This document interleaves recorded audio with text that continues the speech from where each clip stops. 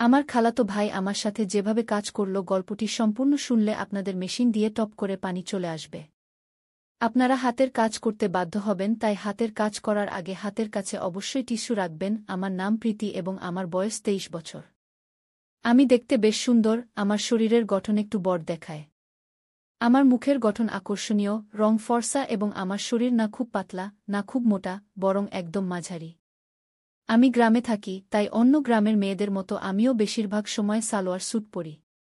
আমি শুধুমাত্র 10ম শ্রেণী পর্যন্ত পড়াশোনা করেছি এবং তারপর থেকে বাড়িতেই থাকি। বাইরে থেকে আমাকে খুবই সরল, সাধারণ মেয়ে মনে হতো। আমি ততটা বুদ্ধিমান বা চালাকও ছিলাম না। কিন্তু সত্যি বলতে, আমার জীবনে এমন কিছু দিন এসেছিল যখন আমি আমার সীমা অতিক্রম করেছিলাম। তখন জীবন আমাকে এমন কিছু শিখিয়েছিল যা আমি কখনো ভাবিনি। অনেক আগের কথা, আমি এমন একটি অভিজ্ঞতার মধ্য দিয়ে গিয়েছিলাম যা আমার হৃদয় ও মনের উপর গভীর ছাপ ফেলেছিল। সেই সময় আমার রাহুল খালাতো ভাইয়ের সাথে পরিচয় হয়েছিল। আমার জীবনে তখন অনেক একাকিত্ব ছিল, কিন্তু রাহুল ভাইয়ের সাথে সময় কাটানো আমার ভালো লাগতে শুরু করেছিল। তিনি সবসময় আমার প্রতি যত্নশীল ছিলেন এবং তার উপস্থিতিতে আমার মন হালকা হয়ে যেত। শুরুতে যখন আমি তার সাথে সময় কাটাতাম, তখন শরীরে এক অদ্ভুত চাপ অনুভব করতাম, যেন আমার বিশ্রামের প্রয়োজন। কিন্তু ধীরে ধীরে সবকিছু স্বাভাবিক হতে শুরু করেছিল। আমাদের মধ্যে এমন একটি রুটিন তৈরি হয়ে গিয়েছিল যে, যখনই সুযোগ পেতাম, আমরা দুজন একে অপরের সাথে সময় কাটানোর জন্য ব্যাকুল হয়ে যেতাম। যদিও যখন বাড়িতে অন্য লোকজন থাকত, তখন আমরা একটু ভয় পেতাম যে কেউ যেন আমাদের দেখে না ফেলে। কিন্তু কেউই আমাদের উপর সন্দেহ করত না, কারণ রাহুল ভাইজা আমাকে সবসময় দিদি বলে ডাকতেন। যাই হোক, আমি বয়সে তার থেকে 1 বছরের বড় ছিলাম। সেই সময় শীতকাল ছিল এবং সবাই নিজ নিজ ঘরে থাকত। রাতে সবাই তাড়াতাড়ি নিজ নিজ ঘরে ঘুমাতে চলে যেত। তখন আমি এবং রাহুল ভাইজা আলাদা ঘরে ঘুমাতাম। একদিন রাতে যখন আমি দরজা বন্ধ করে ঘুমাচ্ছিলাম, তখন এমন একটি ঘটনা ঘটেছিল যা আমার জীবনে একটি নতুন অভিজ্ঞতা যোগ করেছিল। ঘটনাটি ছিল এই যে, আমাদের বাড়ির একজন সদস্য, আমার খালা, খুব অসুস্থ হয়ে পড়েছিলেন। এই কারণে আমার মা এবং আমি খালাকে দেখতে তাদের বাড়িতে গিয়েছিলাম। তখন আমাদের পৌঁছে দিতে রাহুল ভাইজা গাড়ি নিয়ে এসেছিলেন। তিনি যখন প্রথমবার আমাকে দেখলেন, তখন বললেন, আপনি তো অনেক বড় হয়ে গেছেন দিদি। তখন আমি একটু হাসলাম। তারপর যখন আমরা গাড়িতে করে খালার বাড়ি যাচ্ছিলাম, তখন সন্ধ্যা 6টা বাজে গিয়েছিল। তখন আমাদের বাড়ি পৌঁছাতে দেরি হয়ে গিয়েছিল, তাই রাস্তায় কিছুটা অন্ধকার হয়ে গিয়েছিল।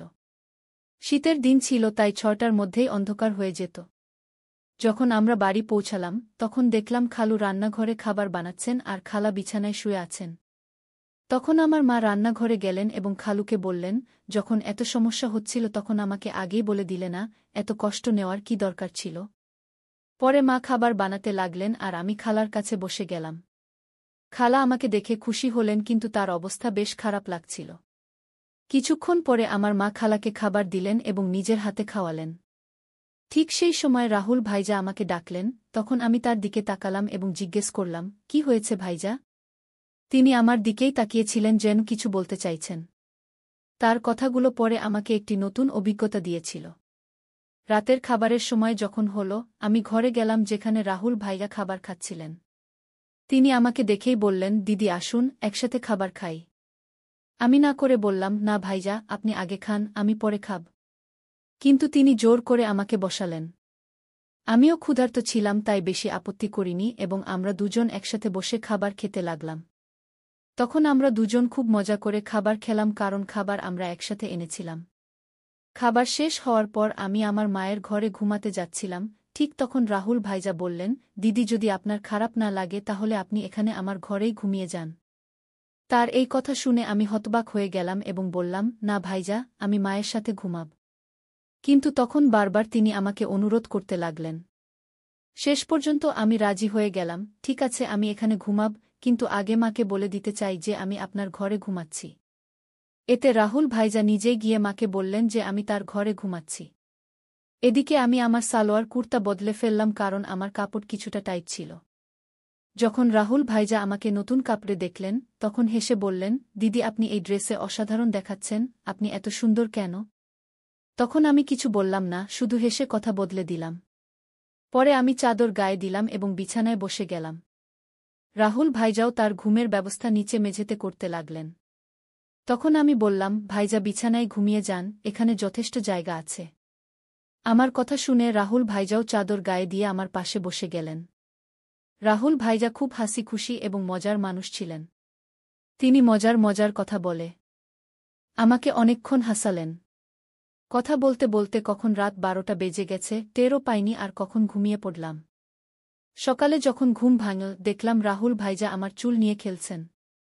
আমাকে জেগে থাকতে দেখে তিনি হেসে বললেন, গুড মর্নিং দিদি, কেমন আছো? আমিও হেসে বললাম, খুব ভালো ভাইয়া কি। তারপর আমরা দুজনেই চাদরের নিচে বসে গল্প করতে লাগলাম। ঠিক তখনই মা আমাদের জন্য গরম গরম চা নিয়ে এলেন। সকালটা ছিল খুব ঠান্ডা, তাই চাদরে মুড়িয়ে চা খাওয়া ভালো লাগছিল। রাহুল ভাইজা বারবার আমার দিকে তাকাচ্ছিলেন। আমি হেসে জিজ্ঞেস করলাম, কি ভাইজা, এভাবে কেন তাকিয়ে আছো? তিনি মজা করে বললেন, তোমার চোখগুলো খুব বড় আর সুন্দর। সত্যি বলছি দিদি, তোমার চোখে তাকালে মন খুশি হয়ে যায়। তখন আমি মজা করে বললাম, সকালে যখন আমি ঘুমাচ্ছিলাম তখন তুমি কি করছিলে? তিনি একটু হেসে বললেন, কিছু না দিদি, তোমার চুল ঠিক করছিলাম গু। রাহুল ভাইয়া দেখতে বেশ সুন্দর ছিলেন। তার মুখে তখনও দাড়িগোঁফ ওঠেনি, মুখটা ছিল খুব পরিষ্কার। আমার তুলনায় তার উচ্চতা একটু কম ছিল, কিন্তু তার কিছু আচরণ আমাকে মাঝে মাঝে অবাক করে দিত। সকালের সময়টা একটু ব্যস্ত ছিল। মা ঘরের কাজে ব্যস্ত ছিলেন আর খালু কাজে যাওয়ার জন্য প্রস্তুত হচ্ছিলেন। তখন আমিও মায়ের সাহায্য করতে লাগলাম। এর মধ্যে খালু খাবার প্যাক করে কাজে চলে গেলেন। আমার প্রতিদিন সকালে গোসল করার অভ্যাস ছিল, তাই আজও গোসল করতে বাথরুমের দিকে গেলাম। আমি জানতাম না যে রাহুল ভাইজাও তখন গোসল করছেন। বাথরুমের দরজা খুলতেই আমি লজ্জায় লাল হয়ে গেলাম আর দ্রুত আমার ঘরে ছুটে এলাম। রাহুল ভাইজা তখন গোসল করছিলেন, তার মুখে সাবুন লাগানো ছিল, তাই তিনি আমাকে দেখতেই পাননি। কিন্তু আমি এত বেশি লজ্জা পেয়ে গেলাম যে সেই দৃশ্য বারবার আমার মাথায় ঘুরতে লাগল। ঘরে বসে আমি নিজের চিন্তায় ডুবে গেলাম আর আস্তে আস্তে হাসতে লাগলাম গু। এর মধ্যে রাহুল ভাইজা গোসল করে ঘরে এলেন। আমাকে একা হাসতে দেখে মজা করে বললেন, কি ব্যাপার দিদি, আজ তো খুব খুশি লাগছে। তার কথা শুনে আমি একটু চুপ করে গেলাম আর বললাম, না ভাইজা, এমন কিছু না, এমনি হাসছিলাম। রাহুল ভাইজা মোবাইল নিয়ে পাশে এসে বসে বললেন, সত্যি সত্যি বলো দিদি, কি ভাবছিলে যে এত হাসি পাচ্ছিল? তখন আমি হেসে বললাম, না ভাইজা, কিছুই না। কিন্তু রাহুল ভাইজা জিদ ধরলেন, না দিদি, বলো না। না বললে আমি ভুল বুঝব। তখন আমি বললাম, প্লিজ ভাইজা, এই কথাটা এখানেই শেষ করো। এতে ভাবার কিছু নেই কি। তারপর আমি দ্রুত উঠে গোসল করতে চলে গেলাম। গোসলের পর আমি ঘরে ফিরে এলাম আর মজা করে ইচ্ছে করে একটু পানি রাহুল ভাইয়ার দিকে ছুড়ে দিলাম। এটা দেখে রাহুল ভাইজা হঠাৎ উঠে দাঁড়ালেন আর আমার চুল ধরে আমাকে বিছানায় বসিয়ে দিলেন। তার এই আচরণ দেখে আমার রাগ হয়ে গেল। আমি রেগে বললাম, এটা কি করছো ভাইজা? আর রাগে তার হাত ঝাঁকিয়ে দিলাম। এরপর রাহুল ভাইজা কিছু না বলে চুপচাপ ঘর থেকে বেরিয়ে গেলেন। তার এই ব্যবহার দেখে আমিও অবাক হয়ে গেলাম। নিজের উপর আফসোস হতে লাগল যে হয়তো আমার এটা করা উচিত ছিল না। তারপর দ্রুত আমি আমার চুল ঠিক করে মায়ের কাছে চলে গেলাম। খালু খালার যত্ন নিচ্ছিলেন, তাকে ওষুধ দিচ্ছিলেন আর খাবার তৈরি করছিলেন। ঠিক তখনই খালা আমাকে বললেন, যাও রাহুলকে ডেকে আনো, গরম গরম খাবার খেতে বলো, নইলে ঠান্ডা হয়ে যাবে গু। আমি জানতাম রাহুল ভাইজা আমার উপর রাগ করেছেন। তাকে ডাকতে গিয়ে দেখলাম তিনি ছাদে বসে ফোন দেখছেন। আমি ডাকলাম, ভাইজা নিচে এসো, মা ডাকছেন, খাবার খেয়ে নাও। কিন্তু তিনি কোনো উত্তর দিলেন না। তখন আমি আরও কাছে গিয়ে বললাম, প্লিজ ভাইজা, আমার উপর রাগ করো না। আমার ভুল হয়ে গেছে, আমি ক্ষমা চাইছি গু। তবুও তিনি আমার দিকে তাকালেন না, ফোন দেখতে থাকলেন। তখন আমি তার হাত ধরে বললাম, ভাইজা, ভুল শুধু আমার না, তুমিও তো আমার চুল টেনেছিলে, তাই আমার রাগ হয়েছিল। এখন এত রাগ করো না গে। তখন আমার চোখে পানি চলে এল আর কাঁদতে কাঁদতে বললাম, ভাইজা প্লিজ এত রাগ করো না। যদি আমার ভুল হয় তবে আমাকে এক না দুটা চড় মারো, কিন্তু এভাবে চুপ করে থাকো না গি। আমাকে কাঁদতে দেখে রাহুল ভাইয়ার রাগ একটু ঠান্ডা হল। তিনি আস্তে বললেন, ঠিক আছে, কাঁদো না। কিন্তু তোমার আমার উপর হাত তোলা উচিত হয়নি। যাই হোক, ছেড়ে দাও, চলো খাবার খেয়ে নিই গু। তখন আমি বললাম, প্রথমে এটা বলো যে তুমি আমাকে মাফ করে দিয়েছই। তখন তিনি হেসে বললেন, আরে অনেক হয়েছে, এখন চুপ করো, নইলে আমাকে আরও বেশি ক্ষমা চাইতে হবে গু। তারপর আমরা দুজন নিচে গিয়ে খাবার খেতে বসলাম। খালু আর খালা আগেই খেয়ে ফেলেছিলেন। মা রান্নাঘরের কাজ শেষ করছিলেন। খাওয়ার পর আমি খালার পাশে বসে গেলাম আর তার সাথে কথা বলতে লাগলাম, খালার স্বাস্থ্যের খোঁজ নিতে লাগলাম। এই সময় মা বললেন, তোমরা এবং রাহুল এখানেই থাকো, আমি নিকটবর্তী বাড়িতে দেখা করতে যাচ্ছি। আমি রাহুলকে বলে দিয়েছি যেন সে কোথাও বাইরে না যায়, আমরা শীঘ্রই ফিরে আসব। তারপর মা এবং খালু বাইরে চলে গেলেন এবং আমি খালার ঘর পরিষ্কার করতে শুরু করলাম। ঠিক তখনই রাহুল ভাইয়া মজা করতে করতে এসে পড়লেন। আমি তাকে বললাম, ভাইজা, দয়া করে আমার জন্য কিছু এনে দাও। তিনি হেসে বললেন, বলো দিদি, কি চাও? আমি বললাম, আমার জন্য চকলেট এনে দাও, আমি খুব পছন্দ করি। রাহুল ভাইজা হেসে বললেন, ঠিক আছে, তুমি ঘর পরিষ্কার করো, আমি চকলেট নিয়ে আসছি। রাহুল ভাইয়া চকলেট নিতে চলে গেলেন এবং আমি ঘর পরিষ্কার করতে লাগলাম। যখন আমি খালার আলমারি খুললাম, তখন সেখানে মেকআপের জিনিসপত্র রাখা দেখলাম। সাজগোজ করার আমারও খুব শখ ছিল, তাই আমি খালার মেকআপ ব্যবহার করা শুরু করলাম। তারপর আমি খালার ঝুমকি এবং গয়না পরলাম এবং আলমারি থেকে লাল শাড়ি বের করলাম। যখন রাহুল ভাইজা চকলেট নিয়ে ফিরে এলেন, তখন আমি সম্পূর্ণরূপে সেজেগুজে নতুন বধূর মতো প্রস্তুত হয়ে গিয়েছিলাম। তখন আমি চুল খুলে রেখেছিলাম, লিপস্টিক লাগিয়েছিলাম এবং হাতে চুড়িও পরেছিলাম। তিনি ঘরে ঢুকেই আমাকে এই রূপে দেখে হতবাক হয়ে গেলেন। তার মুখ দিয়ে শুধু এটাই বেরিয়ে এল, দিদি, তুমি তো অসাধারণ দেখাচ্ছ। তারপর আমি তার কাছ থেকে চকলেট নিলাম এবং বিছানায় বসে খেতে লাগলাম। রাহুল ভাইজাও পাশে বসে গেলেন এবং তখন তার চোখ আমার দিক থেকে সরছিল না। তখন আমি বললাম, ভাইজা, এত করে দেখো না, আমার অস্বস্তি লাগছে। রাহুল ভাইজা হেসে বললেন, কি করি দিদি, তোমার দিক থেকে চোখ সরতেই চায় না। তুমি শাড়িতে এত সুন্দর দেখাচ্ছ যে মনে হচ্ছে কোনো পরী। তারপর মজা করে বললেন, ইচ্ছে করছে তোমাকে আমার বউ বানিয়ে ফেলি। আমি বুঝতে পারছিলাম যে সেই মুহূর্তে তার মনের মধ্যে কি চলছিল, কিন্তু আমি হালকা হাসির সাথে কথা অন্য দিকে ঘুরিয়ে দিলাম। মজা করে বললাম, তাহলে দাঁড়িয়ে রইলে কেন?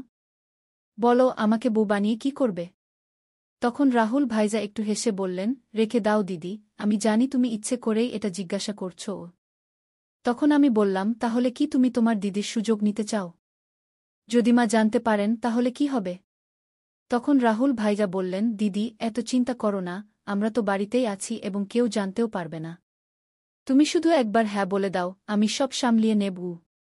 তখন আমি হেসে বললাম, তাহলে আগে বলো, তুমি এসব শাড়ি দেখে বলছো নাকি আগে থেকেই এমন ভাবছিলে? রাহুল ভাইজা হেসে বললেন, সত্যি বলতে, তুমি যেদিন থেকে এসেছ সেদিন থেকেই এমন লাগছে। যদি তুমি একবার রাজি হয়ে যাও তাহলে সব সহজ হয়ে যাবে। তখন আমি মজা করে বললাম, ঠিক আছে, যখন তুমি চাইবে আমি তোমার কথা মানব। কিন্তু তোমাকে তোমার দায়িত্ব ঠিকভাবে পালন করতে হবে। এতে ভাইয়া খুব খুশি হয়ে বললেন, থ্যাঙ্কস দিদি। আমি জানতাম তুমি আমাকে না বলবে না। তুমি সত্যিই সেরা। আমি বললাম, দাঁড়াও, এত প্রশংসা করার দরকার নেই। আর সন্ধ্যায় আমার জন্য আরও চকলেট আনতে ভুলো না। তখন রাহুল ভাইজা বললেন, ঠিক আছে দিদি, 1 মিনিট অপেক্ষা করো, আমি আসছি। যখন তিনি বাইরে চলে গেলেন তখন আমি একটু অস্বস্তি বোধ করলাম। যখন তিনি ফিরে এলেন তখন আমি বললাম, রাহুল ভাইজা, এই মুহূর্তে আমি একটু সমস্যায় আছি। সন্ধ্যায় এই বিষয়ে কথা বলব। কিন্তু রাহুল ভাইজা আমার কথা মানতে রাজি ছিলেন না। তিনি শান্ত স্বরে বললেন, দিদি, এত চিন্তা কেন করছ? ভয়ের কিছু নেই, সব ঠিক হয়ে যাবে। যদি তোমার অস্বস্তি হয় তাহলে চোখ বন্ধ করে নাও। তখন আমি চোখ বন্ধ করে নিলাম এবং রাহুল ভাইজা আমাকে তখনই সেই মুহূর্তে। ঠিক তখনই দরজায় হঠাৎ করাঘাত শোনা গেল, যাতে আমরা দুজনেই ভয় পেয়ে গেলাম। তখন রাহুল ভাইজা বললেন, দিদি, সমস্যা তো এই রাতের অপেক্ষায় আছে। প্রতিটি মিনিট ঘন্টার মতো লাগছে। ঠিক তখনই মা ডাক দিলেন, তোমাদের ভাইবোনের কথা শেষ হয়ে গেছে? তাহলে একটু কাজে হাত বাড়াও। মায়ের কথা শুনেই আমি উঠে যেতে লাগলাম, আর যেতে যেতে মজা করে বললাম, রাহুল ভাইজা, মনে রাখবে, যদি চকলেট না পাই তাহলে আমিও কিছু দেব না। এরপর আমি রান্নাঘরে চলে গেলাম। এই সময়ে খালুও বাড়ি ফিরে এসেছিলেন। তখন আমি তাদের খাবার পরিবেশন করলাম। খালা খুব ক্লান্ত ছিলেন, তিনি আমাদের সাথে কিছুক্ষণ বসে কথা বললেন, তারপর দ্রুত ঘুমিয়ে পড়লেন।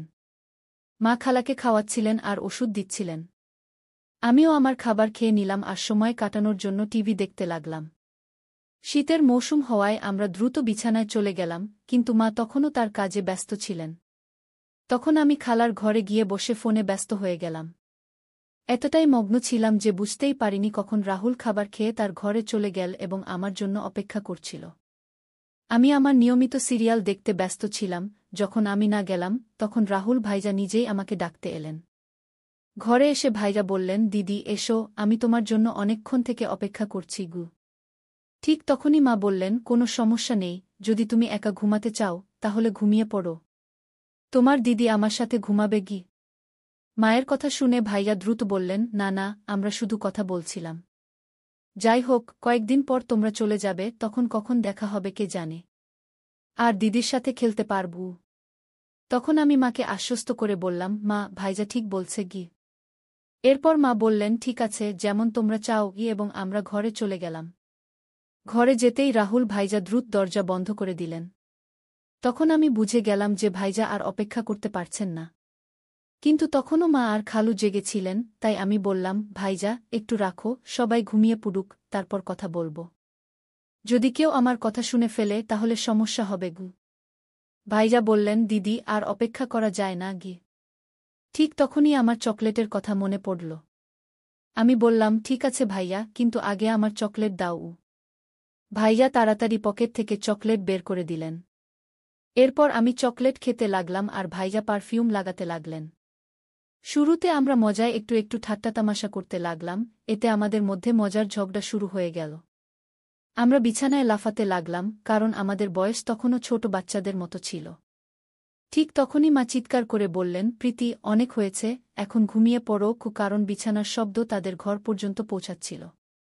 এরপর রাহুল ভাইজা তাড়াতাড়ি মেঝেতে বিছানা পেতে দিলেন, যাতে শব্দ বন্ধ হয়ে যায়। তারপর রাহুল ভাইজা আমাকে রাত ৩টা বাজে পর্যন্ত ঘুমাতে দেওয়া হয়নি। সকালে যখন আমাদের চোখ খুল, তখন মা দরজায় কড়া নাড়ছিলেন। আমি বিছানায় ছিলাম কিন্তু উঠতে পারছিলাম না, তাই রাহুল ভাইজা আমাকে তুলে বিছানায় বসিয়ে দিলেন এবং নিজে দরজা খুলতে গেলেন। তখন মা আমাদের জন্য চা নিয়ে এলেন। আমাকে দেখে তিনি বললেন, আমি বলেছিলাম প্রীতি, সময়মতো ঘুমিয়ে পড়ো। এখন দেখো তোমার চোখ কত লাল হয়ে গেছে। আমার চোখ তখন সত্যিই লাল হয়ে গিয়েছিল। আমি কিছু না বলে চা পান শুরু করলাম, এমনকি মুখও ধুইনি, কারণ পুরো শরীর ব্যথায় ভেঙে পড়ছিল। মা চা রেখে চলে গেলেন। রাহুল ভাইজা যখন ঘরে এলেন, আমি রাগ করে বললাম, ভাইজা, আমি বলেছিলাম অল্প সময়ের জন্য, কিন্তু তুমি আমার কথা মানোনি। এখন দেখো আমার শরীর কত ক্লান্ত। আমি ঠিকভাবে দাঁড়াতেও পারছি না। যদি মা জিজ্ঞেস করেন আমি কি বলবো? তখন রাহুল ভাইয়া দ্রুত উত্তর দিলেন, দিদি, চিন্তা করো না। আমি মেডিকেল স্টোর থেকে ওষুধ নিয়ে আসছি। তা খেলে তোমার শরীর ঠিক হয়ে যাবে গু। এরপর আমি টানা ৪-৫ দিন ভাইয়াকে কাছে আসতে দিইনি। কিন্তু তার উৎসাহ কমেনি। সে প্রতিদিন আমার আশেপাশে ঘুরে বেড়াত এবং নিয়মিত চকলেট নিয়ে আসত। ভাইজা আমার সব কাজ করে দিত, আর আমি যা চাইতাম সে হাসতে হাসতে তা করে দিত। তাই আমিও এর মজা নিতে শুরু করলাম। কখনো তার কাছ থেকে পায়ের ম্যাসাজ করিয়ে নিতাম, কখনো মাথার ম্যাসাজ। মজায় কখনো হালকা করে মারতাম আর সারাদিন তার ফোনে সিরিয়াল দেখতাম। ৪-৫ দিন পর ভাইয়ার আচরণ বদলে গেল, তাই আমি তাকে বেশি কিছু বলিনি। একদিন আমরা দুপুরে বাড়িতে একা ছিলাম এবং অনেক মজা করলাম। সে দিন বাড়িতে কেউ ছিল না। ভাইজা আমাকে সারাদিন কোথাও বসতে দেয়নি, সবসময় নিজের কাছেই রাখত। এই ঘটনার পর আমি আর ভাইজা খুব সাধারণ হয়ে গেলাম। যখনই তার ইচ্ছা হতো সে আমাকে ঘরে ডাকত, আর আমি এখন এর অভ্যাসও করে ফেলেছিলাম। আমরা সেই দিনগুলোর পুরো মজা নিলাম। কিন্তু জীবনে প্রতিটি ভালো সময়ের পর একটি খারাপ সময়ও আসে, আর এই খারাপ সময়ও ভাইয়ার কারণেই এল। আসলে ২-০ দিন পর আমাদের গ্রামে ফিরতে হতো, কারণ এখন খালা বেশ সুস্থ হয়ে গিয়েছিলেন এবং আমরা সেখানে অনেক দিন হয়ে গিয়েছিলাম। তখন মা হঠাৎ ফেরার সিদ্ধান্ত নিলেন এবং বাবাকে কিছুই বলেননি। আমি আর ভাইজা যখন এটা শুনলাম, আমাদের একদম ভালো লাগল না। তখন ভাইজা বলল, দিদি, যাওয়ার আগে শেষবার একটু সময় দাও। কে জানে আবার কখন দেখা হবে। তখন ভেতর থেকে আমিও প্রস্তুত ছিলাম। কিন্তু সে দিন বাড়িতে সবাই ছিল, এমনকি খালু আজ বাড়িতেই ছিলেন। তখন খালু মাকে বললেন, দিদি, আজ থাকো। আমি কাল তোমাকে বাস স্ট্যান্ড পর্যন্ত ছেড়ে দেব। এটা শুনে আমি একটু খুশি হলাম, কারণ আমাদের কাছে এক রাত ছিল। তখন শেষ পর্যন্ত মাও রাজি হলেন। এরপর আমরা খুবই অধৈর্য হয়ে রাতের অপেক্ষা করতে লাগলাম। যখন রাত হল, তাড়াতাড়ি খাবার খেয়ে আমরা আমাদের ঘরে চলে গেলাম। তখন আমরা এতই অস্তর্ক হয়ে গিয়েছিলাম যে দরজাও ঠিকমতো বন্ধ করিনি। তখন অল্প সময়ের মধ্যেই হঠাৎ খালু এসে আমাদের সেই অবস্থায় দেখে ফেললেন। আমি ভয়ে কাঁপতে লাগলাম এবং সঙ্গে সঙ্গে সেখান থেকে সরে গেলাম। খালু তখন খুব রেগে গিয়েছিলেন, কিন্তু তিনি ধৈর্য ধরে পুরো পরিস্থিতি সামলে নিলেন। তিনি আমাদের উপর রাগ না করে আমাদের ভুলগুলো বোঝালেন এবং সেদিন আমাকে একটি বড় শিক্ষা দিলেন। তখন খালুর ভালোবাসা আর সহযোগিতায় আমরা পরিস্থিতি সামলে নিলাম। এরপর থেকে আমি আমার ভুলগুলো থেকে অনেক কিছু শিখেছি। সেই ঘটনার পর আমি কখনো এমন কিছু করিনি যাতে আমার পরিবারকে লজ্জিত হতে হয়। তাই বন্ধুরা, আমাদের জীবনে ভুল হতে পারে, কিন্তু সেগুলো থেকে শেখাটাই সবচেয়ে গুরুত্বপূর্ণ। যদি আপনার জীবনে কখনো এমন পরিস্থিতি আসে, তা সামলানোর চেষ্টা করুন এবং পরিবারের সাথে সবসময় খোলামেলা কথা বলুন। এই গল্প আমাদের শেখায় যে কোনো সম্পর্কেই সীমারেখা থাকা গুরুত্বপূর্ণ। অতিরিক্ত ঘনিষ্ঠতা কখনো কখনো ভুল বোঝাবুঝির কারণ হতে পারে। তাই আমাদের সবসময় নিজের এবং অন্যের সুবিধাকে প্রাধান্য দিতে হবে। পরিবারের পরিবেশ আর সম্পর্কের সম্মান করা খুবই গুরুত্বপূর্ণ। দরজা বন্ধ না করার ঘটনা একটি ছোট ভুল ছিল, কিন্তু এটি বড় সমস্যা তৈরি করেছিল। এ থেকে বোঝা যায় ছোট ছোট বিষয়েও সতর্ক থাকা উচিত, কারণ এগুলোর জীবনে বড় প্রভাব পড়তে পারে। তাই বন্ধুরা, এটা ছিল আমাদের আজকের ছোট্ট গল্প। আপনি এই গল্পটি কেমন লাগলো কমেন্ট করে অবশ্যই জানাবেন। যদি এটি আপনার পছন্দ হয় তবে এটি লাইক করুন এবং আপনার বন্ধুদের সাথে শেয়ার করুন।